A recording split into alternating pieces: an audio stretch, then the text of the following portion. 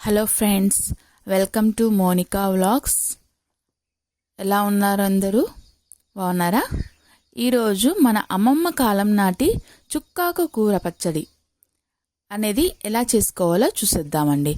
దానికోసం నేను ఇక్కడ ఒక కట్ట చుక్కాకు, అలాగే 2 ఆనియన్స్, 3 టమోటా, ఒక 10 లేక 12 పచ్చిమిర్చి, ఒక కప్పు పల్లీలు, అలాగే పోపు దినుసులు ఇక్కడైతే తీసుకున్నానండి. ఇప్పుడు తయారు చేసుకునే విధానాన్ని చూద్దాము. ముందుగా చుక్కాకు కూరని సన్నగా కట్ చేసుకోవాలండి. సన్నగా కట్ చేసుకొని వాష్ చేసేసుకోవాలండి. బాగా వాష్ చేసుకున్నాక ఇప్పుడు స్టవ్ పైన ఒక ప్యాన్ పెట్టేసుకొని స్టవ్ వెలిగించుకొని ఇందులో నేను శనక్కాయ పప్పులు అయితే వేసేసానండి. అవి వేయించుకుంటున్నాను. మీడియం ఫ్లేమ్ పెట్టేసుకొని దోరగా వేయించేసుకోవాలి. ఇలా బాగా వేగిన తర్వాత వీటిని అయితే నేను ఒక గిన్నెలోకి షిఫ్ట్ చేస్తున్నానండి.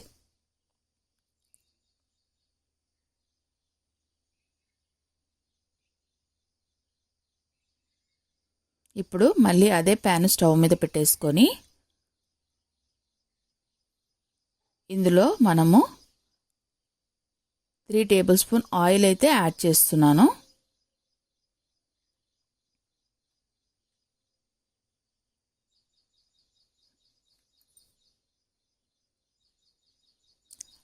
ఇక్కడ నేను సన్నగా ఆనియన్స్, టమోటా, పచ్చిమిర్చి కట్ చేసి పెట్టుకున్నానండి. ఇప్పుడు ఈ ప్యాన్లోకి మనము కట్ చేసిన పచ్చిమిర్చి అయితే వేసేసాను. వేసేసి లైట్గా ఫ్రై అయితే చేసేసుకోవాలండి. పచ్చిమిర్చి బాగా వేగలగా బాగా వేగిపోయిన తర్వాత ఇందులోకి నేను ముందుగా కట్ చేసి వాష్ చేసి పెట్టుకున్న చుక్కాకు కూరనైతే యాడ్ చేస్తున్నాను.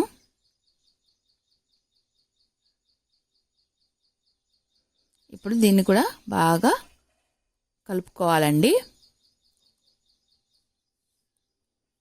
సో చుక్కాకు కూర అనేది బాగా మగ్గిపోవాలి. దానికోసమని నేను ఇక్కడ 1/2 టేబుల్ స్పూన్ పసుపు అయితే యాడ్ చేశాను. యాడ్ చేసిన తర్వాత మొత్తం ఒక్కసారి కలుపుకొని కొంచెం హై ఫ్లేమ్ పెట్టానండి. ఇప్పుడు కొంచెం హై ఫ్లేమ్లో బాగా మగ్గనివ్వాలండి. చూసారా, బాగా మగ్గిపోయింది. ఇప్పుడు ఇందులోకి ముందుగా కట్ చేసుకున్న టమోటాలు యాడ్ చేస్తున్నాను. ఈ టమోటాలు కూడా బాగా మిక్స్ చేసేసుకొని మీడియం ఫ్లేమ్లో కొద్దిసేపు ఉడకనివ్వాలండి. ఒక 5 మినిట్స్ ఉడకనివ్వాలి. అందులోనే మనము ఒక టేబుల్ స్పూన్ ఉప్పు అయితే వేసుకుంటున్నాను. అది మగ్గే లోపల మనం ఇక్కడ శనక్కాయ పప్పులు మిక్సీలోకి తీసుకొని మిక్సీ కొట్టుకొని పౌడర్గా రెడీ చేసి పెట్టుకుందామండి. చూసారా, పౌడర్గా రెడీ చేసి పెట్టాను.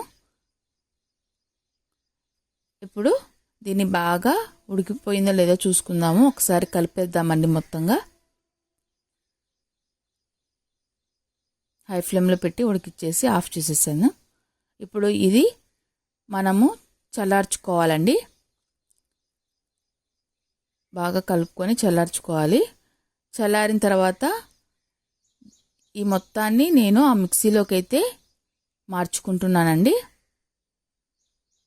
ఈ విధంగా వేసుకోవాలి మొత్తం అంతా. వేసుకున్నాక ఇందులోకి ముందుగా కట్ చేసి పెట్టుకున్న ఆనియన్స్ కూడా వేస్తున్నాను.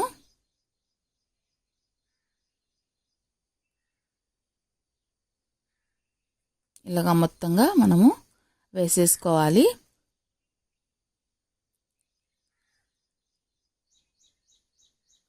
ఇలాగా వేసేసుకొని బాగా కలుపుకోవాలండి.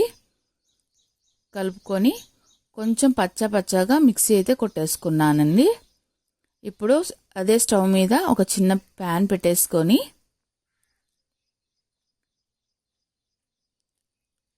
ఒక 2 టేబుల్ స్పూన్ ఆయిల్ అయితే యాడ్ చేస్తున్నానండి.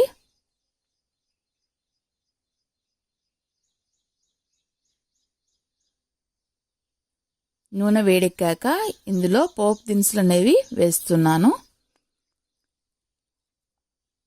ఆ పోపు దినుసులు వేడైన తర్వాత ఇందులో మనము చూసారా బాగా వేడైపోయి చిటపట అంటున్నాయి. ఇప్పుడు మనం ఇందులోకి ఎండుమిర్చి 2, అలాగే తెల్లగడ్డ ఒక 2, ఇంకా కరేపాకు ఇవన్నీ కూడా ఇందులో వేసేస్తున్నానండి. కొంచెం లైట్గా ఫ్రై చేసేసుకోవాలి.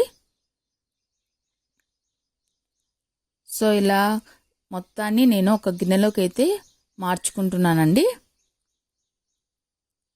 నీట్గా మొత్తం కలుపుకోవాలి ఒక్కసారిగా బాగా. లాస్ట్ ఇలా బాగా కలిపిన తర్వాత మన పోపు దినుసులు అయితే వేడెక్కాయి చూసారా. ఇప్పుడు ఈ పోపు దినుసులు అనేవి మనము ఆ పచ్చళ్ళలోకి అయితే వేసేసుకోవాలండి. ఇలాగ పోపు దినుసులు వేసేసుకున్న తర్వాత మొత్తంగా ఒక్కసారి లాస్ట్ ఫైనల్గా మనము కలుపుకోవాలండి. ఇలా కలిపేసుకున్న తర్వాత మనకైతే పచ్చడి రెడీ అయిపోయిందండి. ఇప్పుడు వేడి అన్నంలో ఈ పచ్చడి కొంచెం నెయ్యి వేసుకొని తింటే ఉంటుంది. సో మీరు ట్రై చేసి కామెంట్ సెక్షన్లో అయితే పెట్టేసేయండి అండి. నచ్చితే లైక్ చేసి షేర్ చేసి సబ్స్క్రైబ్ అయితే చేసుకోండి.